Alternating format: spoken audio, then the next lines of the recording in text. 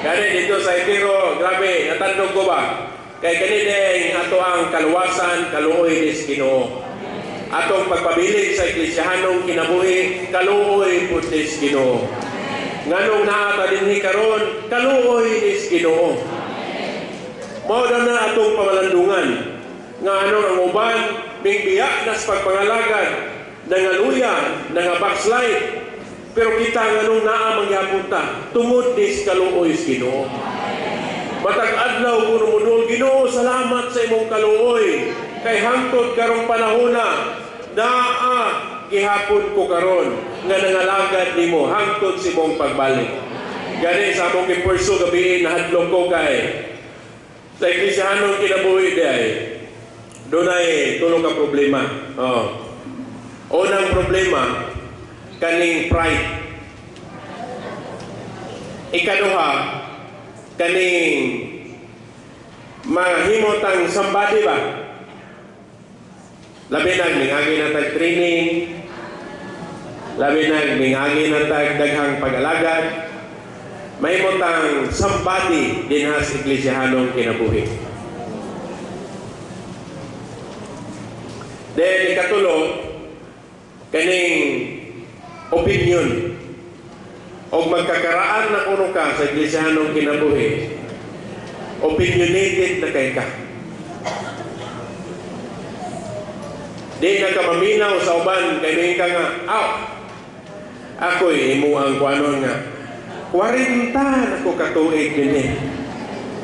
Daghan ng mga training nga akong nagyan, daghan ng pag-alagad nga akong gilatas. Mo na ni problema, dili kuno ni guarantee kay kuno sa pick kuno nga nagamit unta kas Ginoo, mahimo unta kang pagpadayag sa Dios nga panghimatuod sa Dios.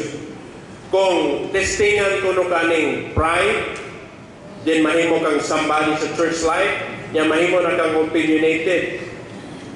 Matingala na lang kuno ka kay sa kasaysayan sa Eklesiyahanong kinabuhi. Kani may igsoon na nakasinatian eh. Matingala ka kay nawala lang sila lahat. Niya masurvey man nato. Nga katong may igsoon, kamit mo to sa Ginoo, nawala man. Sayang kuno ba? Mo nang magbantay gid kuno taning garbo, mahimong somebody sa church life, o mahimo tang opinionated. Kini kunong bag-o pa sa Eklesiyahanong kinabuhi, napa ang forties kanami. Pero magkadugay na gali, nanay mga kasinatian, magarbon. Then mahimo ng somebody. Dayon, mahimo na din kang opinionated. Ingon ato yung soon, naa daw ta dapat unta sa church in Philadelphia. Morning, brotherly love. Pero kung mawala na kuno ang inigsuong paghigugma, mugawas ang Laodicea. Unsa man ang Laodicea? Proud. Ang Laodicea, he thinks that he is rich. He knows and he has experience. Garbo siya. O niya, maghuna-huna siya sa iyaang past. Ingon si Mabel Minoro, past victory cannot guarantee your future wars. Ingon siya. O sa may pasabot ani. For example, 20 years ago, gigamit kay Ginoo alang sa pagpangalaga, nakasapit pa nga daghanggang natimanan, daghanggang nagain, nagamit ka. Pero pag moabot na kuno nga mahimo na ka ng Laodicea, sige na ka og think sa imong past. May ka nga lami kitong amuha sa una. Ha? Lami kitong amuha sa una, lahi ang git karon. Karon mura man wala lami. Lahi na gid ning mga nangalagad ron. Amuha lahi ito sa una. Natandog ko to may zone. Kaya usahay natin pagbati ani. Pero ingon na kay zone. But what about now? Unsa na kuno ka karon? Ayaw ko na pag-una-una atong successful ka sa una. Ang una-una ito mo karon. Unsa man ka karon? Basig ang nabilin din ha, garbo na lang. Basig ang nabilin din ha, imuha na lang gahuna-huna ka, gariminis ka sa imuhang mga nangagi. Pero karon, unsa man? Unsa man mong kahimtang karon? Basig Laodicea na lang ka. Wala kaya mo fresh enjoyment sa Ginoo. Wala kay bag-ong pagpahimulos sa Ginoo. O yan, kanina bang Laodicea, mahimong problema sa iglesia. Kay magpasambati man Mingon na nga. Di ayaw na kay Juan. Ako kasi nati na ko anak. Dugay na lang ko nang nahibawan. Mahimong sambati kay tungod kay garbo. O niya, mahimo silang problema sa iglesia. Akong gikatadugan na Migsoon, what about now? Unsa daw ang karon ba? Unsa daw ang atong kondisyon karon? Mao na niya ang iduol na to sa Ginoo. Ginoo, unsa na may akong kahimtang karon diha nimo? Ayaw daw pag-recall atong nangagi. Pasti mo, nga naman. Ingon si Brother Ron, ang atong journey sa Christian life, it is not a matter of how we start, but it is a matter of how we end. How we end. Ingon na ito yung makasusubok ko no. Kung gigamit ka sa Ginoo sa una, o niya naabdan ka kamatayon, dili na himong precious in the sight of Jehovah. Daghang kunong ingon na igsoon ngali, tuol kuno kay siya. Kay sa kamatayon kuno niya, wala kuno'y paghimaya sa Ginoo.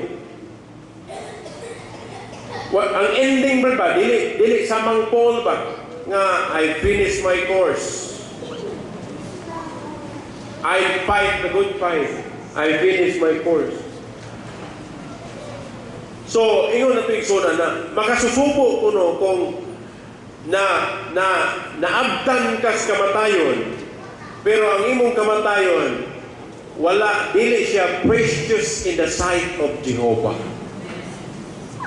So, mo ito natandog ko may igsoon kay, individual lang nato, natay ato ang kaugalingong linya sa pagdagan sa lumba.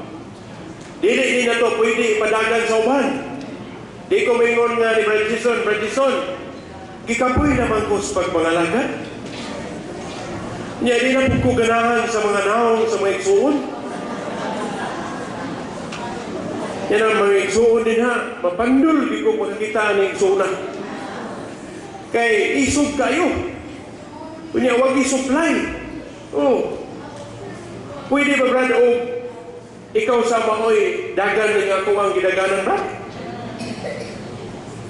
Napay nagdagan ng lumba ng maraton nga. Duha ang iyang gidaganan. Wala siguro, di ba? Kaming dagan sa number 1, pagka mo lokso na po sa number 2 nga linya, gananan siya. Kaya nga kupuntong linya sa number 1 kaya wala sa dagan. Wala man, di ba? Focus na kita sila. O kung sa ilang linya, focus na kita sa dagan. Mauna niya itong kahintang ron may igsoon. Magkadugay tayo sa iglesihanong kinabuhi, usahay mo batik tag kabugnaw. Atong gugma, mabugnaw, didaghan na kay tag makita nga defect sa mga igsoon. Makapadiscourage sila to. Right?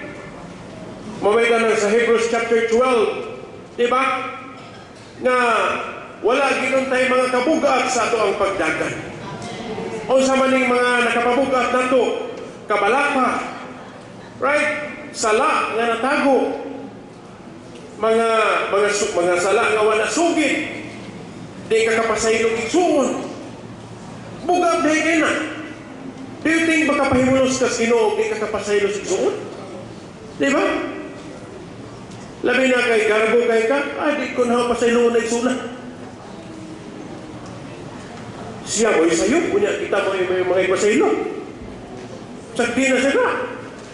Pagbagul mo ta, panabik pa ng suban. Diba? O sa uban, magtinamnan na yung pagkawayan. Di ka na pasayloon.